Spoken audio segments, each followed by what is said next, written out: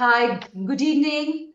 I'm Sumia Yasmin, Managing Editor of Education, and welcome to our live panel discussion, Early Childhood Education, Roadmap for the Future, with Central Square Foundation as our knowledge partner. We have a stellar cast of panelists whom I'd like to now introduce. Anustup Naik is Project Director, Classroom Instruction and Practice, Central Square Foundation, which is one of India's most respected education nonprofits. Welcome, Anustup, and thanks for partnering with Education World.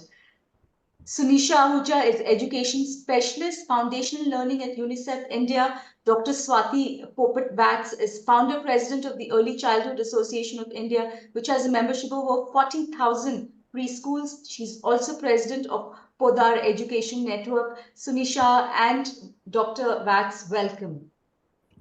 Namaste. Dr. Chetan Singhai, he's going to join us shortly in the next 5 minutes. He's Dean School of Law and Governance at the Chanakya University, Bangalore. And more importantly, relevant for our discussion, he's a Chief Consultant and Convener, Technical Secretariat, National Curriculum Framework, Ministry of Education, Government of India. Welcome. Shubhra Chatterjee is Director of Vikramshila, which is an NGO working at the grassroots level in early childhood education, school education, as well as life skills education. Welcome, Shubhra. A warm welcome to all my panelists, and let's begin our debate. But before I begin, I want to set a short context for our debate. Tell you a little bit about what's happening in early childhood education in India. So early childhood education in India comprises the government and the private sector. So India hosts 1.39 million government Anganwadis and almost 350 to 400,000 private preschools. After years of government neglect, we think that early childhood education is finally getting the attention it deserves. The National Education Policy 2020 has mandated 5 years of foundational state education, which includes 3 years of ECCE. For the first time, we have a distinct national curriculum framework from the foundational stage, which was released in 2022. A national FLN mission has also been launched. While ECE, we think, is getting, finally some official and government attention, there are many challenges to realizing the goal of universal provision of early childhood education to all children. Last month, the Central Square Foundation, this panel discussions knowledge partner, released its Building Strong Foundations Examining Early Childhood Education in India report 2023. This report has made some insightful revelations about ECE delivery, budgetary analysis, curriculum and classroom practices, etc. So over the next 1 hour, we'll be discussing some of the report's findings, also the role of the burgeoning private preschool sector, and what should be the roadmap for the future. So I'd like to start with you, Anustup. Chetan, welcome. I think you've just joined us. Welcome. Thank you. Yeah. Anustup, I want to start with you. If you could briefly, this first initial round, I'm going to have all of you all, you're going to get 3 minutes each with, I'd like you to comment on, some of the report's findings, which you think are very significant to how we shape early childhood education for the future of almost 187 million children under 6 years of age, or what you think are the your assessment of early childhood education in India, and what do you see are the main challenges. Anustup, if you could begin and make your introductory remarks. Thank you, Sumia, for having me and having everyone else, real luminaries on this panel. So I'm really waiting to hear everyone else as well. Last year, we at Central Square Foundation commissioned this study, which is, in words of Dr. Vinita Kaul, who was invited, but we are missing her today, is one of a kind, because there is really a focus on making it a broader landscape study where we covered pre-primary sections, standalone Anganwadis, co-located Anganwadis across 7 states. We also visited classrooms. We almost visited 200 classrooms, saw close to 600 activities being performed, interviewed key stakeholders, also looked a little bit at the policy framework, starting from what does the state level policy framework say, well are those implemented on the ground. And I want to start off with a very simple articulation of the problem statement that the report came up with. One is, if you really look at early childhood service delivery, it can be broken up into a simple equation. One is that the availability, we need to understand that the quality of learning is the total available learning time multiplied by the effectiveness of that learning time. And that is a very simple way to understand what's happening on the ground. One shocking finding from our study is that the average effective learning time in our ECE classrooms is only 35 minutes, and the average duration of an activity is only 13 minutes. And there are more such findings. But if we broadly look at and step back and say, how do we drive effectiveness in this sector? We have to move the needles on both. One is, how do we make sure that there are enough resources, high quality teachers, dedicated staff in terms of making them available to the system, and not only making them available to the system, but making their time available to the child, which is a bigger problem. And I guess Sunisha and Shubhradi and others will also shed light on it, that a lot of their time is taken away in other activities. And the third is, once they have devoted their time, how can we ensure that the curriculum, pedagogy, the learning materials are supportive of that? So in short, the report is really stressing on these two parameters, the ensuring that we have better available learning time, which requires better resources, and effectiveness of that learning time, which requires better pedagogy, curriculum, and the ability to deliver on those resources. So basically, not much ECC learning is happening Yeah. on the ground. That's basically the Yeah. summary of what you're saying is. Sunisha, if I could come to you, and if you could also briefly make your introductory remarks on the report and what you see as the main challenges in ECC. Thank you, Sumya, and for holding this discussion on a very important issue, because if we are really talking about building foundations of learning and strong foundations of learning, I think early childhood education and focusing on children below the age of 6 years is is very, very essential and critical. And definitely, like you also said in your opening remarks, the national education policy very emphatically has said that 3 years of preschool education are absolutely necessary if we really want to address the learning crisis at the end of foundational stage. Another important aspect that I just want to also flag is, I think for the first time, the School Education Ministry is acknowledging the importance of preschool education. So far, it's been within the domain of the Ministry of Women and Child Development.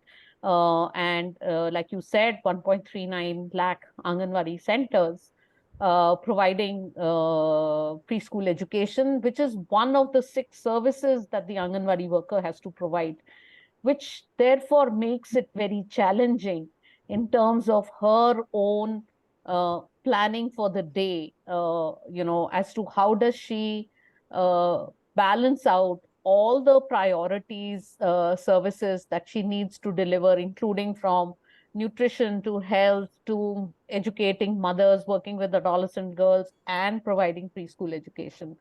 So we are all aware of those challenges. But I think today we are in an ecosystem where both ministries are looking at this as an important stage of learning for children. And that is why the Ministry of Women and Child Development last year had formed a national ECC task force, and today is actually taking steps based on the recommendations of that ECC task force. And one of the things that they have really initiated very quickly is to change the perception about Anganwadi centers. Anganwadi centers have primarily been seen as nutrition centers, or often referred to as khichdi centers, that these are centers that only provide supplementary nutrition. And I think with the Honorable Minister announcing this whole campaign saying Poshan bhi, Padhai bhi, is sending out a message to the community that we are not only talking about nutrition of the body, but we are also talking about the nutrition of the brain. So we are building bodies, we are building brains at Anganwadi centers. Steps are being taken in that direction. And the findings of this study, this particular report, as Anustup said, the effective learning time, which is like 13 minutes, this is something that has been a challenge for us for many years. UNICEF, along with Asar Center and the Ambedkar University, Delhi, had followed 14,000 children for 5 years. And we tried to see where these children are, what kind of services do they avail, and what is the quality of those services. And it's sad that a study that was done between 2012 to 2017, the findings of that study, as well as the findings of this particular study, the needle has not really moved. But I'm really hopeful with the new interventions, the new initiatives that are being done by both the ministries, will actually help move the needle, because I think So I solutions think will be found. you raised some important points. We're going to, they Yeah, merit a greater discussion. We'll sure, come back to that. sure. Swati, I want to quickly come to you and ask you to make your introductory comments. So my introductory comments are three. Number one, it's nice to see that these reports are being made.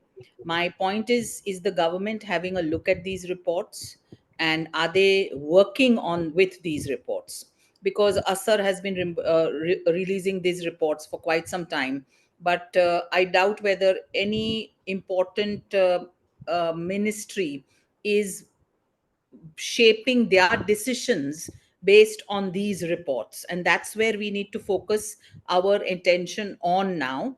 Maybe start campaigns, maybe start standing outside the parliament, because that's what's done in many countries to get the attention back on ECE. They have done these kind of things.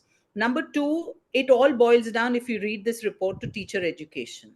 Teachers are not educated in early childhood education. So what they are doing in the class, is it in line with the kind of observations that you did? For example, if you're going to do an observation to find out if children know the first sound of a particular word, was this done in the classroom? Because I don't know whether teachers are trained on that. And number three, most importantly, parent education. I don't think parents who send their children to Anganwadis or even preschools understand the importance of the early years. Just yesterday, my house help, whose child got fever, said, I'm deciding not to send my child for the next 2 months to school because of this new COVID. And he said in Hindi, कौन सा award लेके आने वाला है इस age में? And I had to really sit him down and counsel him about the importance of sending your children to a center at this formative years age. So I don't think parent education has still reached the way it should reach, because then there would be a good amount of change. Plus, number three, you have Anganwadis, you also have government schools which have Balwadis. When we monitor impact of ECE, I feel we should also take a section of the report, one from Anganwadis, one from these Balwadis, and one from the private preschool, to understand what is working and where. Because these municipal schools appoint NGOs to take care of their schools. And these NGOs, many of them come to us and ask us to train the teachers. And we've seen the kind of books that they buy for these children. They're completely not in line with what an early childhood child should be having. So it's a kind of a hodgepodge, and we need to really now identify the three important areas and focus on them. So still, you think that still lot of lack of standardization even within the government sector, leave alone the private sector. Absolutely, absolutely. And there are a lot of people, Sumaya, who are against a structured curriculum.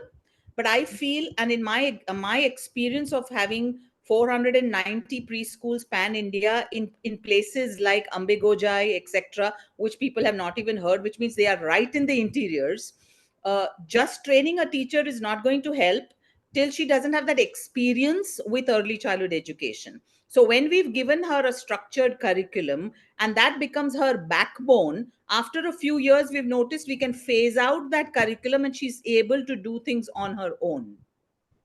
Yeah, no, that's a very important point. We'll come back to that. Shubhra, if I could quickly come to you and ask you to, because you're really at the grassroots level, if you can make your observations. I'll start with the report. I was very impressed with the report because it covered a lot of ground, from policies down to classroom practice. And as a practitioner, I am interested in classroom practice. And one of the issues pointed out in the report, it really, resonated with me, is that the 5 to 6 year old children, the Bal Vatika group, the preparatory class, which is being considered as a very, very important, point in early childhood education. NEP also talks about it. There is so much of confusion in the various states that I work with. No one has any clarity.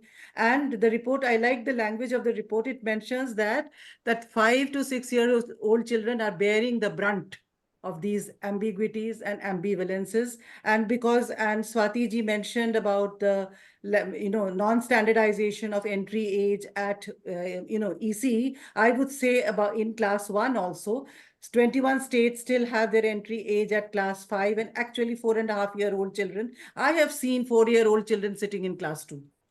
A lot of things are happening which should not happen, and in those and the children, and we talk, I know it's become a fashion to talk about 85% brain development, but mind you, as these studies show and what we see on the field, with that kind of early childhood education and that kind of 85% brain development is not going to happen. So one has to see the children. One is that there is no provisioning, very uncertain where the children will go. And I have seen that children in schools are greatly neglected. In some of the states like Bihar, Jharkhand, where there are 2 teacher schools, single teacher schools, just having a co-located Anganwadi and dumping the children, which has a shared room from class 1 to 5, and adding on the burden of, the ECE.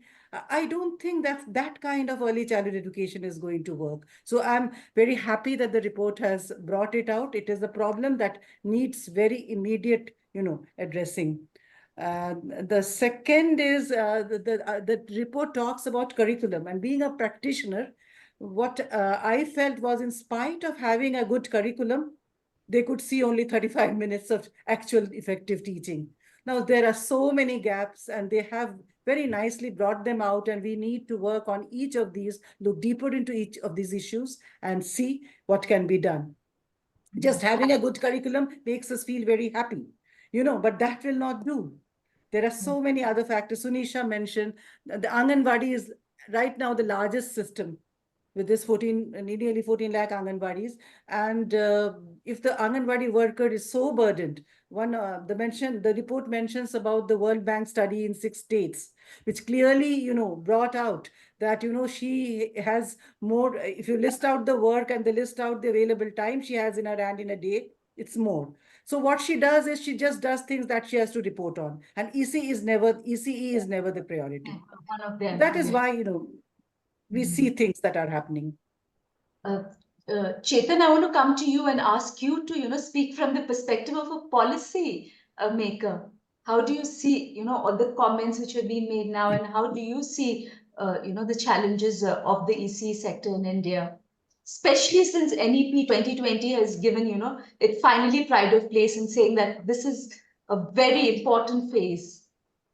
Sure. I think, yeah, it's a pleasure to be here and amidst all the scholars, practitioners, and also people who have really been on the ground for making those changes that are required in the system. While I think taking the report as my first point of view, I must appreciate the timing of the report because it's very, very timely that this sort of intervention is required, especially an evidence-based intervention towards ECC, which was missing for long years. Of course, ASER made some dent in terms of looking at, in fact, to address Swati, ASER report was discussed by the drafting committee also as a point of view and discussion. In fact, Dr. Vinita Kaul was there for that series of discussions that was happening in Bangalore, and in alignment with those reports that you're also mentioning. But yes, that is the document, which is the NEP vision document, which reflects on these things. But when it actually comes through the process of implementation, there are certain gaps which we can still debate and discuss. Similarly, I think this report definitely brings in so much of insights into the evidence which is on ground. Specifically on curriculum analysis, I think it's really very, very impressive because right now the NCF foundation stage, which is also now in the process of being implemented, I think this sort of intervention makes a lot of impact. But as also Dr. Sunisha was mentioning, it is important, and also as Swati mentioned, it is important that we see in a holistic way. See, the teacher education curriculum is yet to come, adult education curriculum is yet to come, school education curriculum, because NEP's primary agenda is to see education as a continuum, not as watertight compartment, which was unfortunate until these many years that we're looking at it. So that, I think we need to see the report from that lens as well. If there are gaps, of which are rightly so, there are many gaps, but how does this get responded in the event of these frameworks which are coming through in terms of teacher education, adult education? Because of all this, if you see the mandate document of the NCF, which is the reference document for drafting the NCF aligned with the NEP, it clearly lays out that all these 4 curriculum frameworks together makes a holistic sort of a intervention. The second quick point I would like to make here is that some of the findings which are there, for instance, very clearly, the founding principle of ECC in NEP and NCF is that how much localization of curricular activities and curriculum and learning experiences of the child ought to be brought in. And that is where I would say, instead of subsuming it to 555 activities being observed over time, which is a good starting point, no doubt. And that is why I am, sort of a little greedy to see whether you can take it forward and see how in, let's say, south of Karnataka, a few of those, because Karnataka, for instance, not just I'm here, but for instance, has also been exposed to Nalikali and interventions of various foundations who have made a dent in how to reform, would be vis-a-vis those where there were no interventions, like the extreme north of Karnataka. So essentially what I'm saying is to capture the diversity of learning experiences, learning activity, and learning environment on one hand, versus what is expected out of the larger perspective that the NCF and NEP is also trying. Because both are very clear, NEP and NCF, that don't have a broad meta learning experience and environment or curriculum, very local. So I'll give one quick example of 30 seconds. In the various parts of the country, milk is not something which is very common as a source of day-to-day nutrition. Instead, there's a soya milk as a source.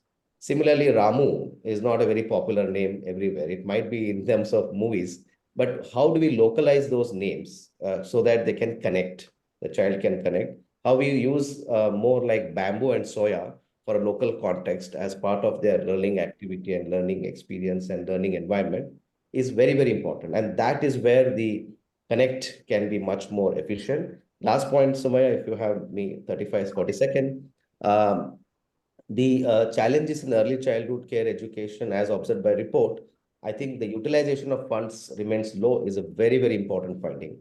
And I must tell you that I'm not yet that policy maker, I'm a policy analyst even at this stage, but a lot of funds come back unutilized.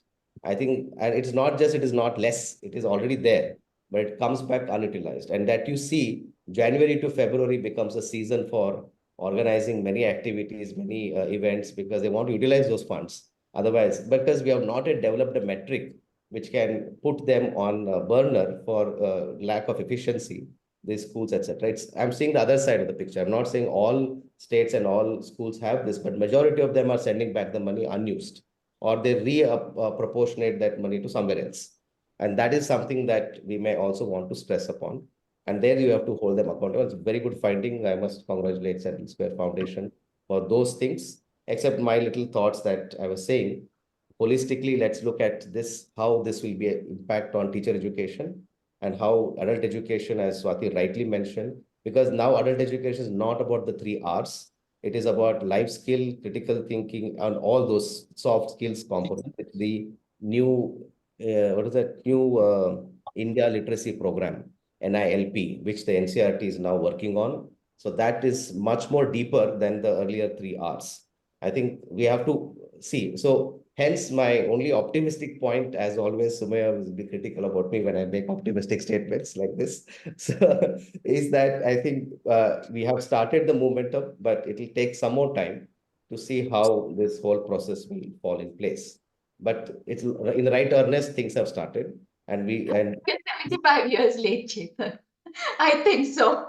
yeah, And but you at least our 2020 first, is the time. our first thing should have been to give, priority to I agree. foundation learning. We're doing it 75 years late, so I think we need to, not put any brakes. In fact, we got to put our accelerator on and, start running to get all our I will children. flip that question to you quickly.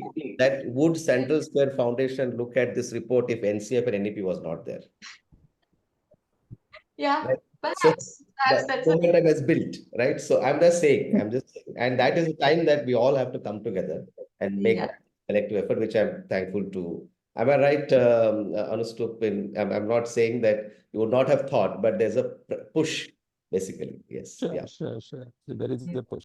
Yeah. Yeah.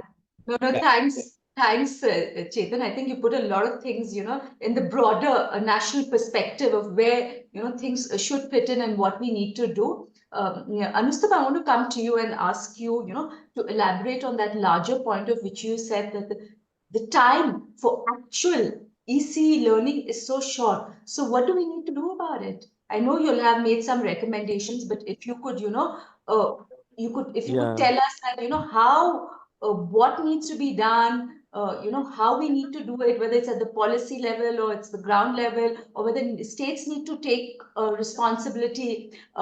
Somehow the FLN mission needs to devote more time to this learning activity. What is the solution there? Because that seems to be critical for learning for children to learn. Yeah, I mean, I would break it down, and I'd love to hear even Sunisha and Shubhradi's thought, because they have thought about this harder than I have, or we all have.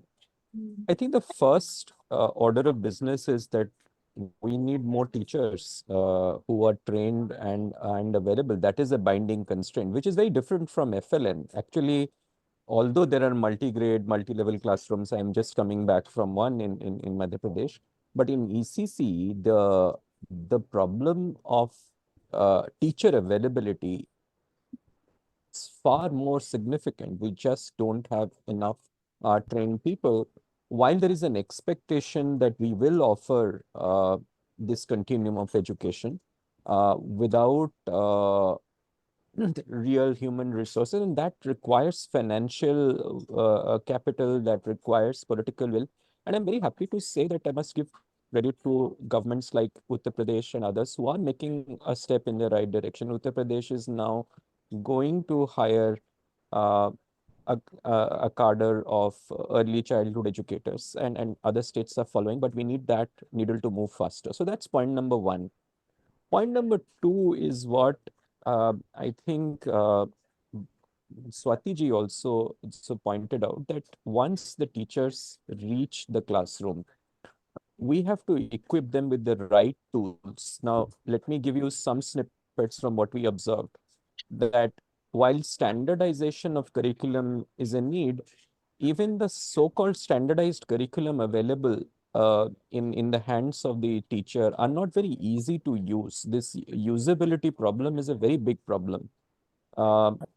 In some of the places where we went to, we found the teacher has to literally stitch together 8 or 9 resources before they could teach even one lesson.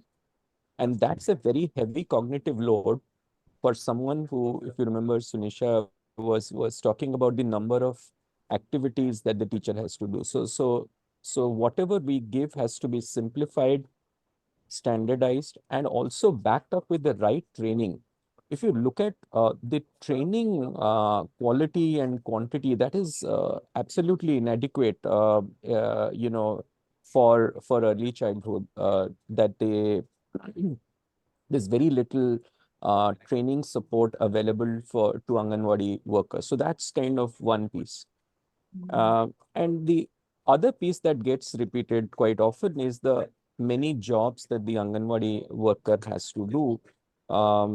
Sunisha, I would add to the number you said, probably 9 is an average, but in some cases we sometimes see in double-digit numbers if you add together the discrete tasks that a teacher have to do. So with that kind of overload, we can't really move the needle. So in short, if you have to move the needle, get more teachers into the classroom, ensure they have the right tools and training to teach, and take responsibilities from their shoulders, which are taking them away from the child. So they sound relatively simple, what I'm saying, but when you talk about the operationalization of this, just look at the scale of our system, which you mentioned, Sumi, at the beginning. That's when it gets very scary and complex. But I think what gives me hope, like Chetan was saying, that sometimes we also get cynical because Sunisha was mentioning the UNICEF report, and actually our report doesn't say anything very vastly different from the previous UNICEF report. But I still feel that India's moment for early learning has come. First, the focus on NEP and consequently on NCF, and then consequently on FLN, and now FLN being linked to early childhood as a continuum, and the Poshan Bhi Padhai Bhi mission being launched and having the right backing at the center. That gives me a lot of hope. But we need execution and implementation on the ground. I hope that Sunisha, I want you to take, Anustup's point of low teacher preparedness and, training.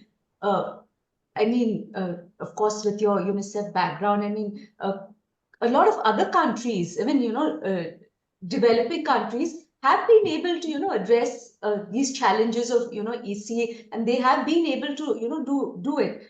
So can you offer some insights? How can we tackle this? Yes, the scale is huge, 1.3 million Anganwadis, and teachers are overburdened. But what, if you can give us some insights and tell us, how is it possible to do this? Yeah. No, I agree to the point about, have the requirement of trained professional ECE teachers. And I'll just share one data point with you. Currently in our country, we have only one program which is recognized at the national level by the National Council for Teacher Education for ECE teachers. It's a 2-year diploma program. Offered by only 248 institutions in the entire country. And most of these institutions are in the private sector, which means the output is we get 10,000 trained, qualified ECCE teachers every year in our country. And look at the need that we have. One of the ways in which, if we look at examples from other countries, what we really need is an immediate action plan, a medium-term plan, and a long-term plan. Now, we suddenly can't go from 10,000 ECCE teachers to 1 lakh ECCE teachers overnight. We need a lot of preparation for that. We'll need a lot of ECCE educators for that, who can then train teachers, of the kind of numbers that we need. But can we have some intermediary steps? Can we be flexible about having professionally qualified teachers? And there are lessons to be learned from the school education department, actually. I can go back to, way back in the 80s in Rajasthan, there was a program called the Shiksha Karmi program. Rajasthan did not have adequately professionally qualified teachers. They hired people with certain basic educational qualifications.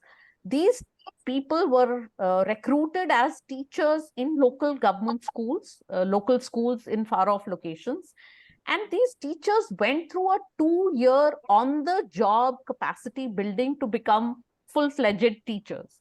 Now, can we think of such kind of interim measures? There are a lot of institutions today that are offering very well designed capacity building programs on ECCE. These are in the Open University setup. These are distance courses. There are all kinds of programs that are available. Can we look at mechanisms that we hire people with certain basic qualifications, get them to do the job, but also learn on the job alongside, so that they get professionally qualified, and over a period of next 2 to 5 years, we have a professional cadre while we build the entire teacher education kind of pipeline, so that we start getting like 1 lakh ECE teachers every year. So that's something that I think we really need to think about outside the box, and come up with these measures that are in the short term, in the medium term, and in the long term. And that is how we will be able to really address this situation. Just one last point that I also want to make in the context of the Anganwadi centers. There's been research, practical field level research that has happened, where an additional worker was provided to the Anganwadi center. This is a study that was done in Tamil Nadu. And what were the benefits of providing an additional worker? The effective teaching learning time for ECCE program went up like 6 times. So from the 15 minutes, it actually became 90 minutes. The other positive fallout of all of this was that the Anganwadi worker was now spending far more time with mothers, with fathers, with parents of children below the age of 3. And we were able to address the issue of stunting and wasting with younger kids. So it was like a win-win situation for both. And the last thing that I just want to share, and this is something we are doing along with Vikram Shila, and Shubhra can talk about that. We also need to look at the human resource that's currently available. So, for example, there is a helper at the Anganwadi center who's completely underutilized. And over the years, we've seen that the educational qualifications of these helpers have also improved. From being completely illiterate, we now find 8th pass, 10th pass helpers in the system. And similarly, the Anganwadi worker educational qualifications have improved.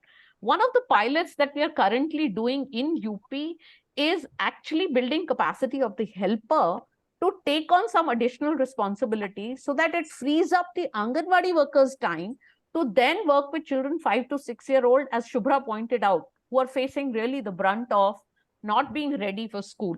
So we will really have to think of out of the box solutions. Yeah, so basically out of the box innovative solutions to tackle this, huge teacher lack of trained teachers problem. Shubhra, if you could, touch on these points, especially at the grassroots level, what you see and what you think could be a practical solution. Yeah. So most of what I wanted to say has already been said by Anushtup and Sunisha, but as a practitioner, we work in 8 to 10 states with the Anganwadi system. One of the things that we do is to just work on a firefighting mode. In one of the states where we went to work 5 years earlier, actually we found out on the ground that in a month, not even 4 days of ECE was held. And that also not for 2 hours.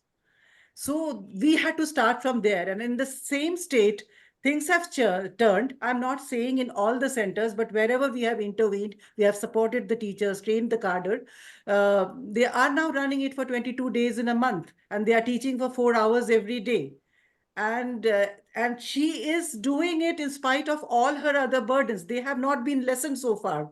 But if you go and ask them, teacher after teacher, ये अच्छा लगता है तो मैं time निकाल लेती ही हूँ.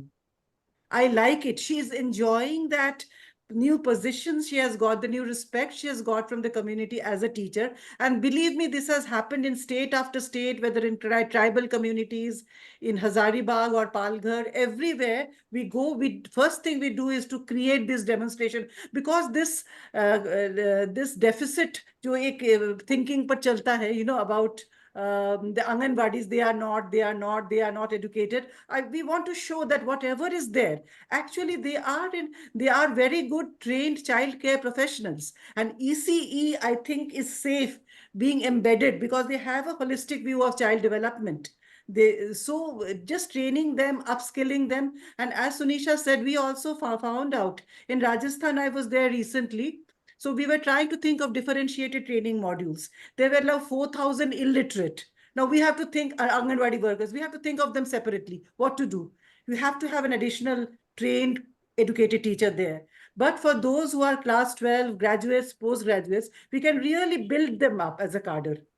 Then we take on the next level, class 8, class 10 pass. What do? We cannot have a one-size-fits-all approach. And that is what we are trying to do in state after state, trying to see what works, what is the context, what is needed, and come up with solutions. And in a vast country like India, we need, multiple solutions, not one. Absolutely. Thanks, Shubhra. Swati, I mean, though the report and, our discussions largely centered on our parties, but I think that, the private preschool sector, which is growing, it's burgeoning, in fact, almost 400,000 private preschools. There are also wide differences in quality, standards, curriculum, teacher training, etc. What do you see there, the challenges, and how do you tackle that? Because even we were having a discussion the other day, and we were saying that in rural areas now, a lot of private preschools are coming up.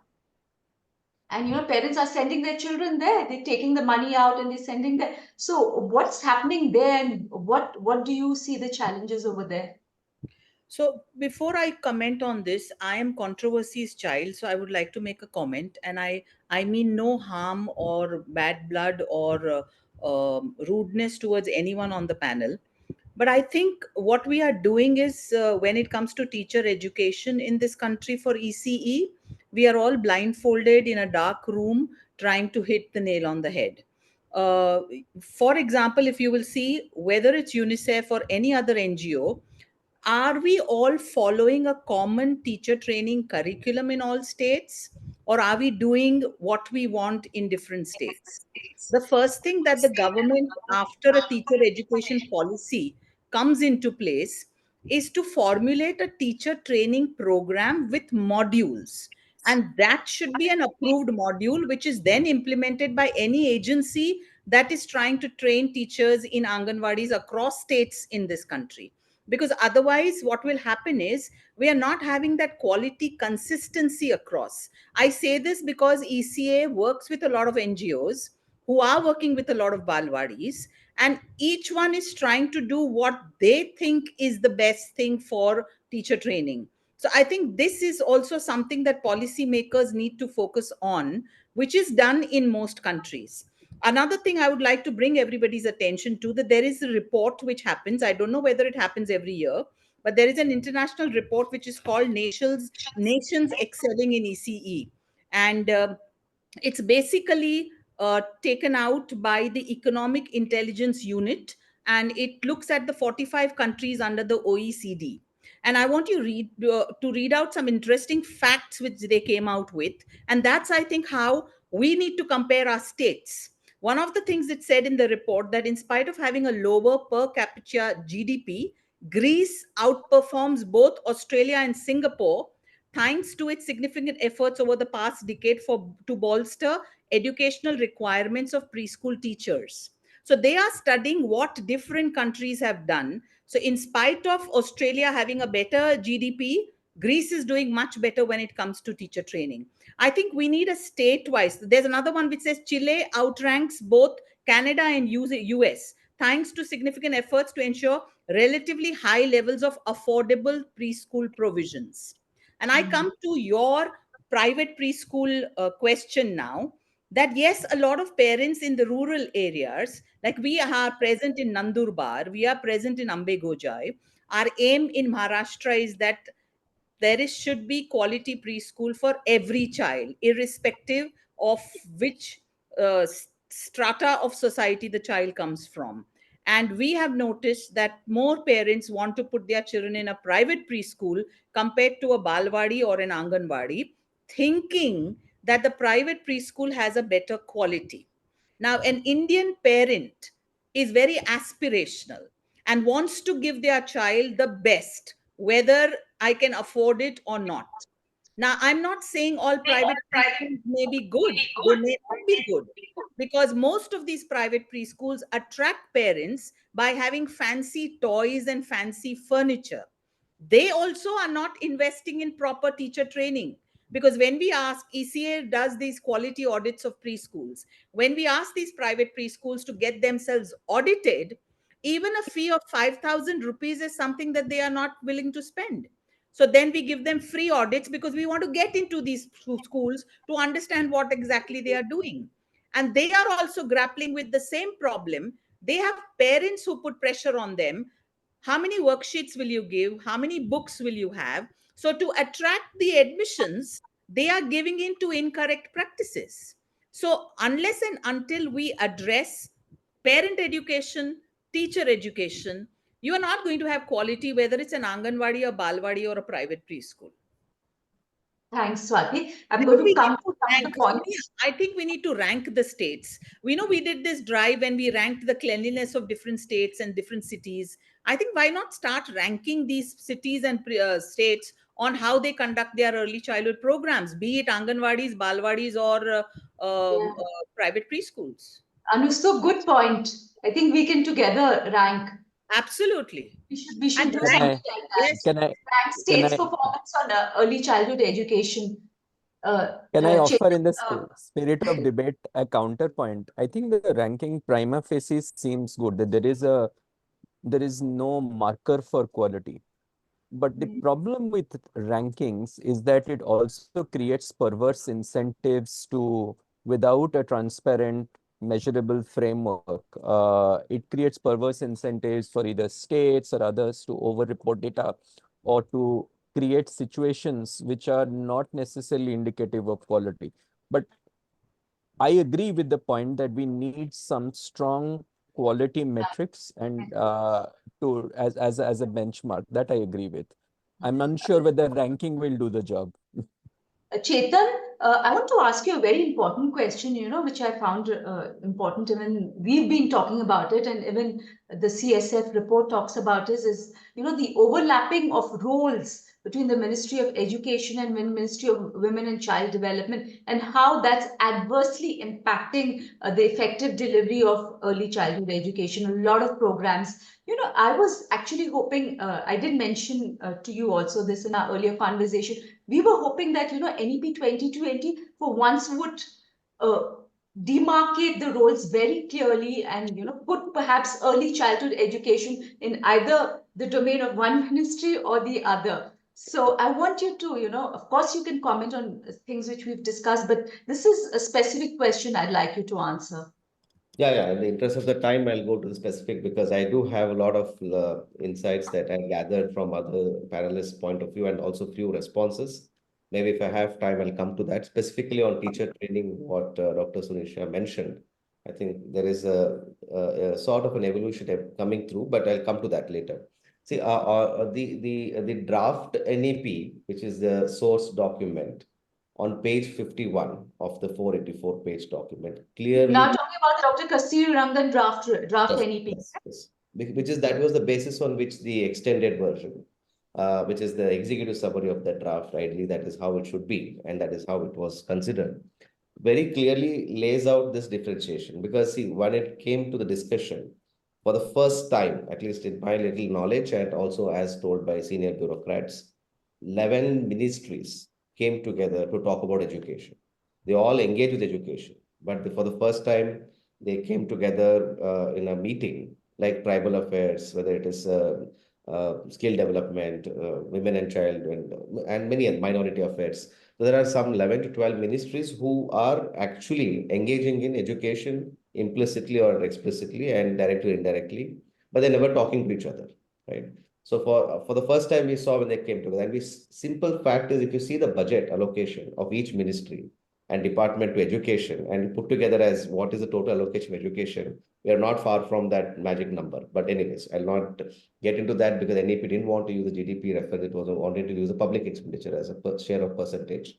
But the page 51 of the draft NEP clearly says that all aspects of early childhood education should come under the purview of then MHRD and now MOE in order to ensure continuity of curriculum and pedagogy from pre-primary school to primary school, and to also ensure all of this for attention that the nationwide attention that is required for foundational aspects.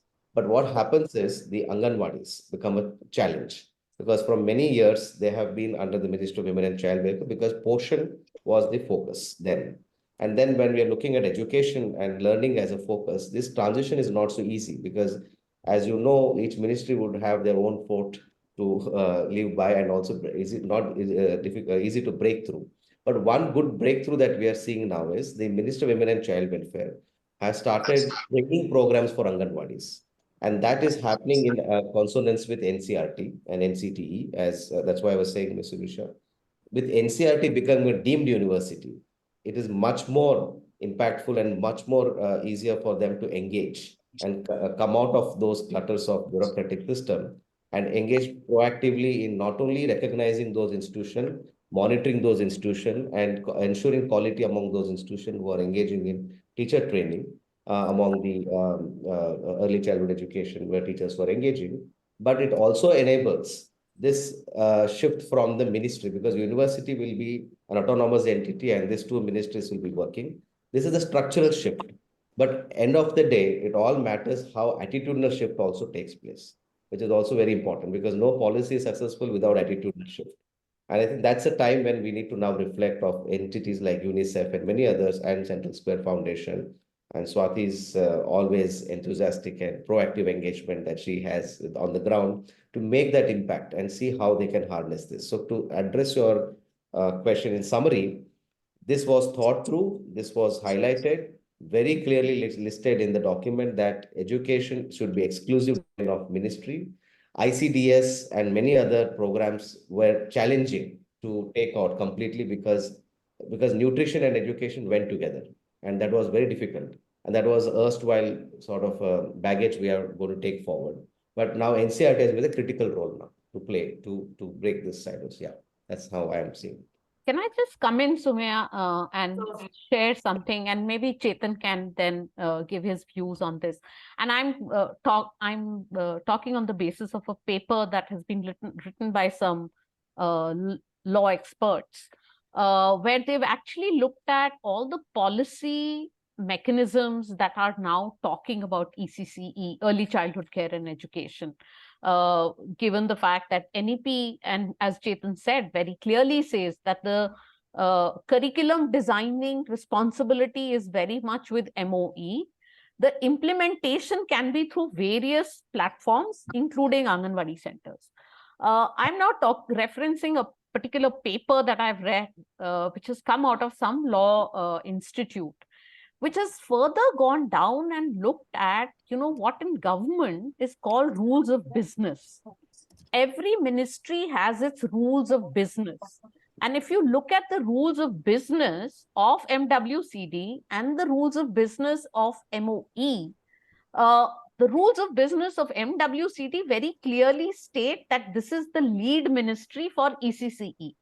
I think if we really, the structural change that Chetan is talking about, I think in order to, make the structural changes to be then implementable, I think we'll also have to go back and look at these rule books, because the bureaucrats or the operations of our ministries are, informed by these rules of business.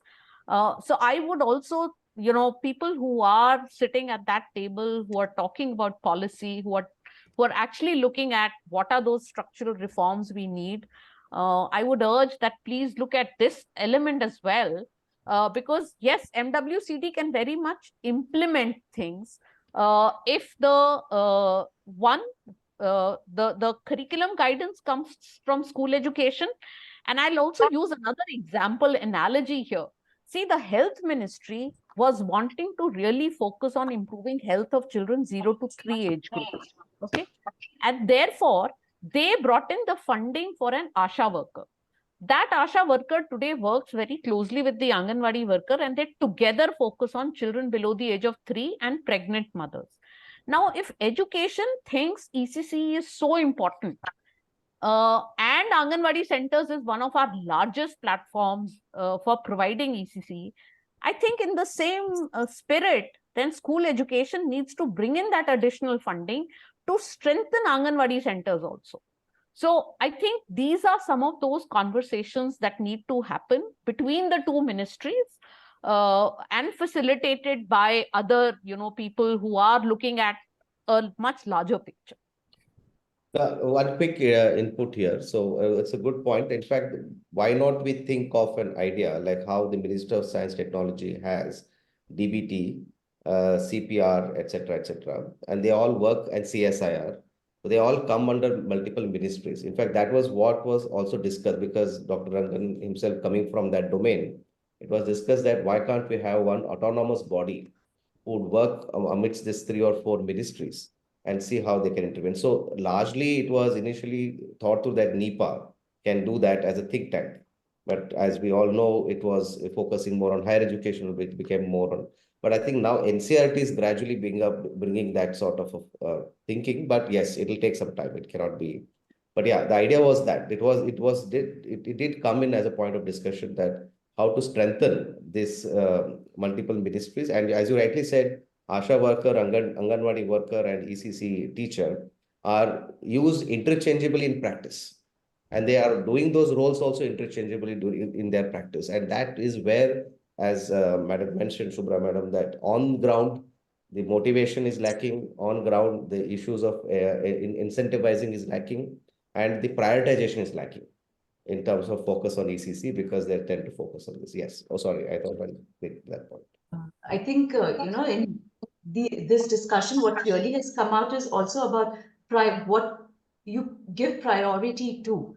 And what you've said about funds utilization and, funds, forget about utilization, even allocation of fund, a very important figure, I think, in the entire report for me, which I think CSF has been more generous. We in the education world, we calculated about 2,536 center plus states allocation per child per year for in Anganwadis, but the report says it's only a mere 1,236 per child per year, center plus states. I mean, that's like inadequate even for a provision of nutrition. Forget about early childhood education. That's like, I mean, I can't even imagine even nutrition being provided in that amount. So the point you have made, Sunisha, about, the department or the school education ministry, MOE, they should, you're right, in all these 1.39 million Anganwadis, they should send in a teacher.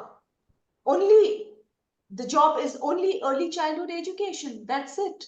And that should be, I think, our priority number 1 to do. But again, we come back to what Chetan, you were saying, that, how do, ministries sit down and will they work out each rules of business? They have their own rules of business and priority. I think that's where I think a central body, what you were suggesting, should come in, something like, DSC, Department of Science and Technology, called Department of Early Childhood Education, which should work with all these ministries and put together a plan and implement it. I think this is something which education world will take it up. I think ECA, CSF, I think we should all take this up, Swati. I think this is very important. The suggestion Sumaya, we've been screaming for a separate ministry of early childhood education since a long time. At least this point about, since we already have a model, I think, this Department of Science and Technology, something similar like this can be, we can campaign for something similar. But, we've got less time. I want each one of you all to give your concluding remarks. And I want you all to, just give 3 points you all think are important and you all see as very, very important for paving a doable roadmap for the future for ECC in India. Anustup, start with you. I have nothing new to say, so I'll repeat what I've always, and I'm echoing everyone's comments, that one, you have to have educators, trained, qualified educators in every classroom. That's step number 0. Step number 1, increase the available learning time, free them of responsibilities that are not related to education. Third, equip them with the right tools and training. And finally, as the last 5 minutes discussion showed, bring convergence between the ministries. All 4, I know, easier said than done, but that's my wish list. Sinisha, your wish list. So my wish list, I will start with, which I also shared at the time of the launch of this report, 10% of the education budget to be invested on early childhood education. So if education is going to spend, X amount, then 10% of that amount should be for ECCE. 2, have a roadmap which has short-term, medium-term, and long-term plans. We will not be able to change things overnight. I think that's the second thing. Third thing, wherever we get platforms, I think make sure that at those platforms, we bring the 2 departments together. I can tell you in several states, that's been one of our effort and experience, very positive experience, because, and I'll go back to the point that Shubhra made, school education has not implemented ECCE in the past. They have yet to develop the right mindset for ECCE. That mindset can actually be shared by MWCD with education. So let's build trust between these 2 departments. Let's build more collaboration and partnerships between these 2 departments. And I'll just say that again, 10% of education budget for ECCE. Thank you. But for that larger thing to happen, we need to spend 6% of our GDP on education. 1966, Kothari Commission's going on, but it's not happened. Sumaya, whatever we are getting today, let's start asking for 10% of what we are spending today. I agree. I just gave you the figure, 1,236 rupees per child per year. That's not 10%. And I think Anustup That's a ridiculous amount. I don't even think it's 0.01%. Exactly. So we have to move the needle there. And I think I'm hopeful it'll happen. Yeah. Swati, your quick... I think I have 3 quick points. I think we need to stop grumbling about our size, because when I revisited the government preschools in Singapore, set up by the People's Action Party, they were wonderfully made, wonderfully teacher trained, wonderful curriculums. And when I came back and spoke to a few government officials about them, they said, "Hamara size dekho, madam." So we have to stop this lamenting about our size and learn to find best practices in India, whether they are in the private sector or government sector, and learn to replicate them everywhere. We have to do this for our children. Number 2, when we became independent, we were without money. And that's why we focused on our youth and their jobs to get economy into the country. But it's time to invert the pyramid. It's now time to focus on early childhood, because if we have learned anything from the nations who are excelling economically, it is that they spend more on early childhood education. And number 3, teacher training, but not any teacher training. We have to universalize our teacher training, have a component like BEd. We need to have it for ECCEd. So it's followed every state of India, because every child everywhere in this country deserves that quality. Yeah. Thanks, Swati. Shubhra, over to you. Yeah, not much. It has already been said, but yes, I think we are, in terms of, our economy, we are a large economy and we can invest. And if we want to be really a powerful nation, we have to invest. We have no choice. And I think the willingness is there. So we have to see this increased budgetary allocation, and the rest will follow. It has to start with that. What is the use of having a wish list without this first? And the second is, Swati said teacher training. I would go one step further and say build a cadre of ECE professionals. The teacher educators is also very important. And how do we go about it? Very true. Yeah. And the third point is having a dedicated teacher as the first step. That has to be in a firefighting mode. Because the children, they would have lost out if they don't get it today. That has to start happening from today. Thanks, Shubhra. Chetan, to you, and also, when you give your points, I also want you to tell us that if the national curriculum for teacher education, which you all are working on, which is the next installment of the NCF, will it have a separate and distinct curriculum framework for early childhood educators? If you could enlighten us on that when you give your Absolutely, why not? Because when we have thought through 4 levels of stages of education, it makes sense to have, because the mandate document has promised it. So the mandate document then is will it become like a standardized, because that's what we're talking also about, have a standardized teacher training. there is a thick line and a thin line between standardization and uniformity, which is uniformity is no, standardization is possible. So I think that is where we'll have to divide that. But what I'm trying to communicate here is that the mandate document is like the preamble of the Constitution. So it is something which has already laid out, which has been acknowledged and it been accepted. So I think we need to go back to the mandate document, go to the respective sections of adult education, teacher education, and see how this is being thought through, right, on one hand. Second, hence, we'll have to make justice to the rationale for why those 4 stages have been thought through in the education system, which is age appropriate and development appropriate curriculum, which is a very, very important component.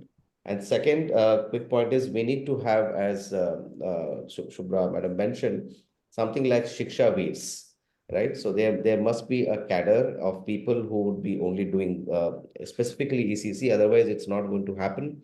But without seeing discontinuation of a sort between what they're doing in ECC and what they should be aspiring in the subsequent stages, because there has to be some sort of a rotation, because it's a perception and unfortunate prejudice that those who are teaching in lower grade are not somebody who is a sort of a real teacher or a person. So that shift, it has to happen, means we need to give that scope and value for it. And this we have seen it in various parts of Tamil Nadu, Maharashtra, etc. That perception is there, social stigma attached to them. The third important direction is that we should we should have more trust in adult education, because that is the change maker in terms of how we can sensitize the parents and the guardians and the neighborhood with regard to ECC. Because if we cannot change it for so many years over so many interventions, whether it's a Dakar framework or Moscow framework, whether it is the UNESCO's intervention, so many things have happened in ECC foundation stage, and Dr. Vinita Kaul is a testimony of her efforts that she has put in. But where is it lacking is the last mile, and the last mile is the neighborhood. The last mile is the social audit of the Anganwadis and the ECC. And that social audit can only happen if we are able to have adult education strengthened and sensitized. And that too, not the 3 Rs, as I mentioned, something beyond that. I think collectively, if you do that, there is a scope that we can see a change, but not immediately, as NEP said, 2030 is the plan. So I think what we are seeing now is initial outcomes, but another 7 to 8 years or 10 years is what we have to, because no policy, as you rightly said, the 6% share of GDP, the magic number, has not yet been realized. That's why NEP shifts it to share of public expenditure, percentage share of public expenditure. The last part of the draft NEP, making it happen, clearly breaks up. In fact, as Sunisha mentioned, 10% has been recommended in the draft NEP for foundation stage in the first version of it. So you're right. All this can only happen if we can strengthen the teacher education, adult education framework while this is coming through. To again reaffirm, the mandate document clearly states it that they have to have specific training modules for each of the stages, and accordingly it will be thought through. And that is what is being envisaged currently. Thank you. Thank you to all my wonderful panelists, Swati, Chetan, Sunisha, Shubhra, Anustup, and especially to Central Square Foundation for, bringing out this wonderful, insightful report, which has become the basis of our discussion. But I think we all are in agreement, we are all on the same page that early childhood education, yes, finally it's getting the, some government and official attention, but we need to take it to the next step. Like everyone says that the devil is in the implementation, how we implement NEP 2020, how we implement NCF for the foundational stage, and now how we implement the National Curriculum Framework for teacher education and build that cadre of early childhood educators, not just in our Anganwadis, but also in our private preschool sectors. So every child, the 187 million children we have under 6 years of age, each one of them gets access to high quality, professionally delivered early childhood care and education, so they can derive the full benefit of primary and higher education. Thank you. Thank you for this Thank you wonderful, enriching discussion. Thank you so much. Thank you. Thank you. Swati, I think Sumaya isn't it a great moderator? So she is able to she's able to pull out many things from us. No? So, Absolutely. thank you. Thank Thank you. you. Nice Thank meeting you. you, Yes. Chatterjee, madam. Nice meeting you. Thank you. Thank you. Thank you. Bye-bye.